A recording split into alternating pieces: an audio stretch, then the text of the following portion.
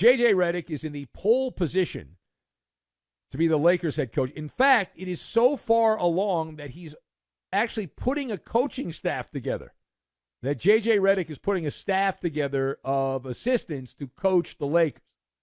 The Lakers have to pretend like they're doing a thorough review of all coaches, because I've been told the people over there at ESPN ABC have been promised that JJ Redick is not going to take the job, and it's not going to be announced until he's done with his commitment to the finals. You see, Doc Rivers was on those. I'm all choked up. I didn't mention Doc Rivers' name. I get choked up.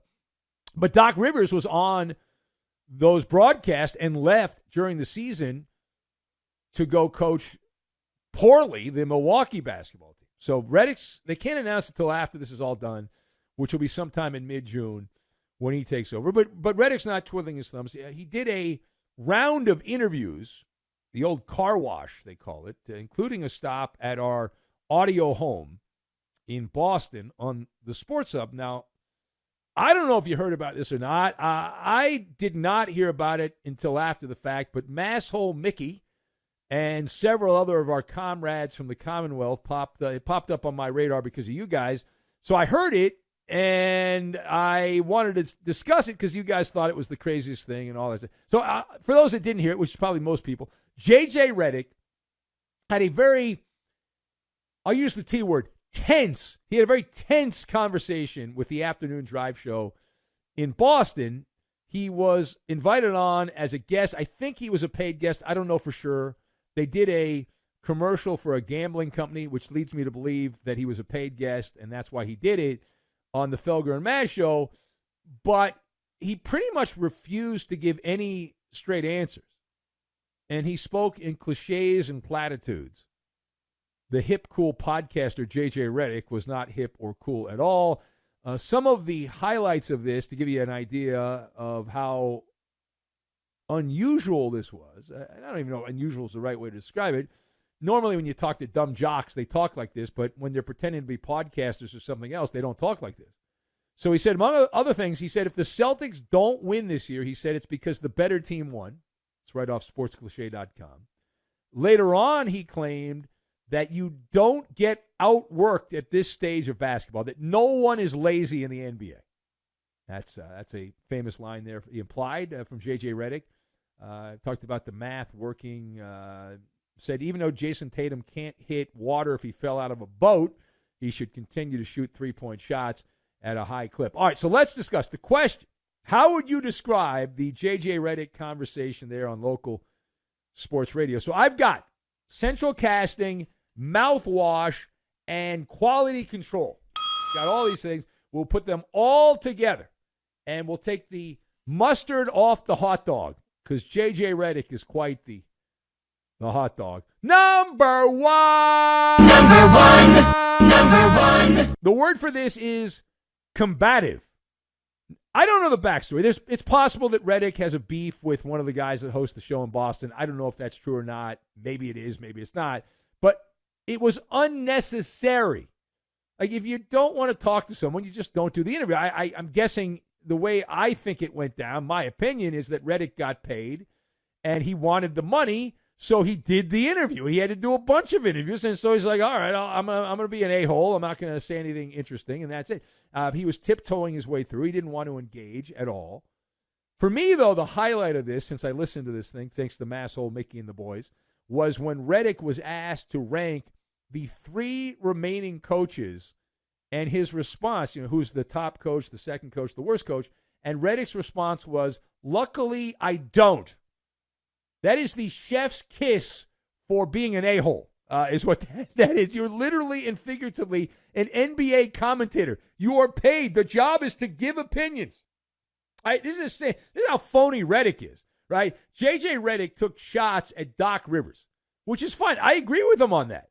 But that's a hot opinion on a coach. But he was asked to rank the coaches left in the NBA playoffs, and he said, luckily I don't. You literally and figuratively are paid to do that. It is your job. And to quote our friends in Australia, JJ acted like a bloody roo. Like a bloody roo. Cringeworthy. Now, personally, For me, this validates, and the main reason, let's get to the point. The main reason I'm bringing this up, it validates my long-standing nuanced position on JJ Redick. He is right out of Central Casting, condescending, arrogant, snobby, schmuck. All right, typical dookie.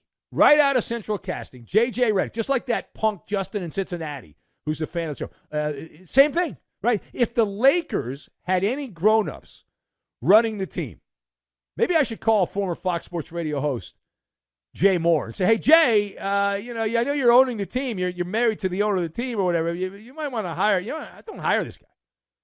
Now, for my purposes, it's great because the Lakers are already the most hateable team in sports, but now they're even more hateable if they hire JJ Redick. And again, it sounds like it's a done deal, and barring some kind of last-second change, some scandal. But why would you do business with this guy?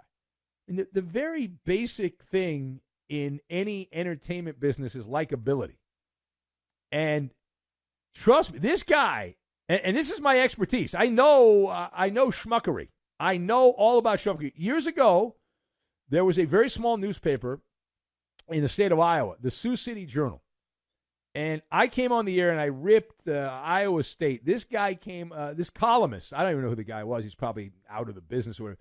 But he wrote a column about me ripping Iowa State football. And in that column, he called me the condescending and patronizing chatterbox. I would argue that JJ Redick is the condescending, patronizing chatterbox. That is who that title belongs to. Certainly not yours truly. All right, page 2.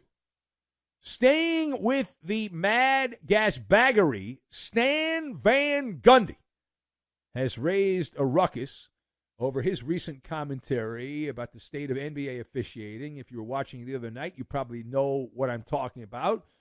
But tongue-in-cheek, Van Gundy, the other Van Gundy, Stan said the fans love watching referees stand at the monitor. And this is after several pauses in the action so they could go back and review meaningless plays. Meaningless plays. So the question, does the NBA have a replay problem? Do they have a replay problem? And I'm nodding my head yes.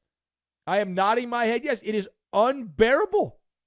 Choppy waters. Who wants to sit there and spend the most valuable thing you have, not money, but your time, watching a mid-court powwow where they stand around and pick boogers out of their schnoz, waiting for the replay center to rule which way it's going to go.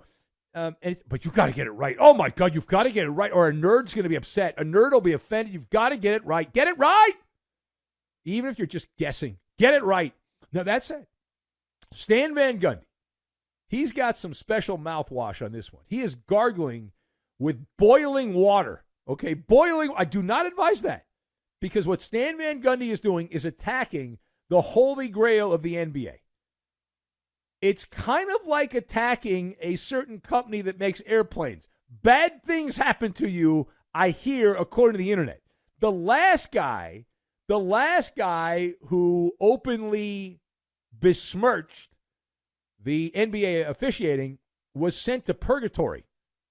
Stan Van Gundy's brother, Jeff Van Gundy, who was excommunicated from the broadcast world because he said mean things about the officials. All right, final thought. We go to the last stop on this portion of the show where the Dallas basketball team has a center named Dereck Lively, who not very lively right now because he's hurt. But he recently said that the loss of inside the NBA would, quote, hurt the league. Is that true? Is it true that a TV show going away with a bunch of boomers talking about basketball, that would hurt the league? Is it true? So I ran this through the patented Maller lie detector test, and it came back no lies detected. And I certainly don't want to sit here and flog a dead horse. It's not over yet. I've been told there is a Hail Mary chance that TNT will keep at least some NBA games.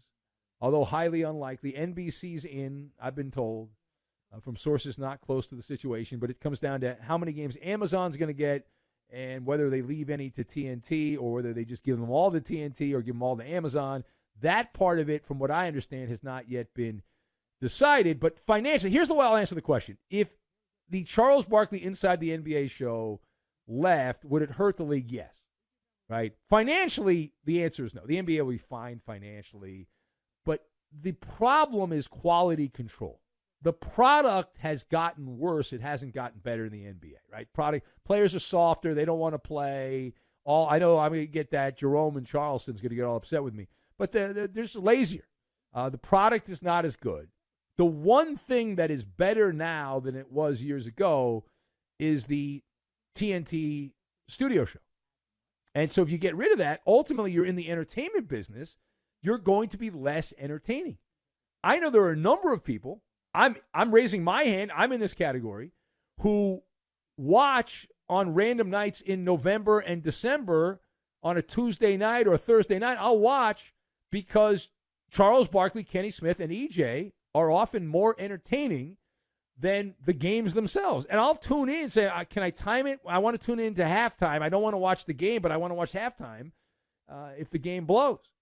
And that is a referendum on the state of the NBA product.